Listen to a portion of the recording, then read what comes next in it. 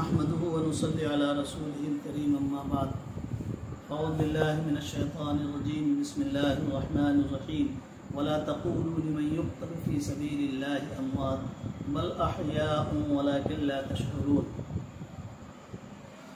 محترم حضرات، ایک بڑا عظیم الشان پروگرام کا انعقاد عزیزم مولوی سلمان سلمہ نے منعقد کیا۔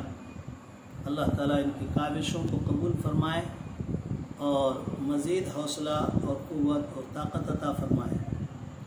یہ مختصر سی بات عرض کرنا ہے۔ واقعہ کربلا تو مشہور ہے، سیدنا حسین رضی اللہ تعالیٰ عنہ کی شہادت کے قصے اکثر کو معلوم ہے، اہل علم جو جڑے ہوئے ہوں گے ان کو بھی یہ معلوم ہے اور اسی کے ساتھ ساتھ عوام کو بھی معلوم ہے۔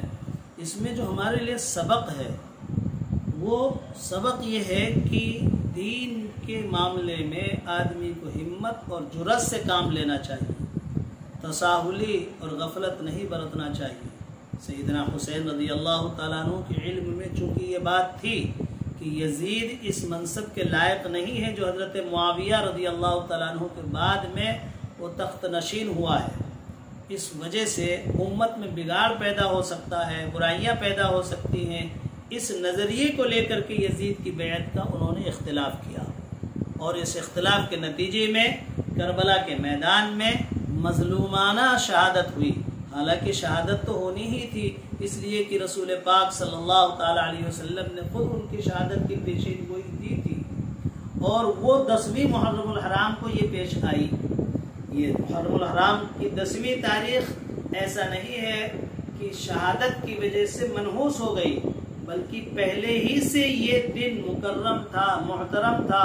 اس دن میں سیدنا حسین رضی اللہ تعالیٰ عنہ کی شہادت ہونے کی وجہ سے آپ کی شہادت کا مقام اور بلند ہو گیا۔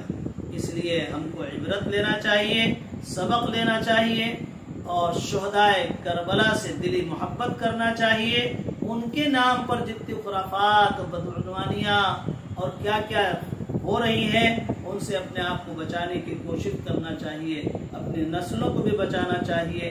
کہیں ایسا نہ ہو یہ مضحکہ خیز جو مناظر اس وقت دیکھے جا رہے ہیں اس کی وجہ سے ہم سود بوجھ والوں کی بھی اس بات پر پکڑ ہو جائے کہ ہماری اولادیں لاپرواہی کر رہی ہیں اس لیے دعا کرتا ہوں کہ اللہ تعالیٰ اس پروگرام کو قبول فرمائے اور امت میں اصلاح کا اس کو ذریعہ بنائے۔ اللہ تعالیٰ سب کو جزائے خیر عطا فرمائے۔ جو علماء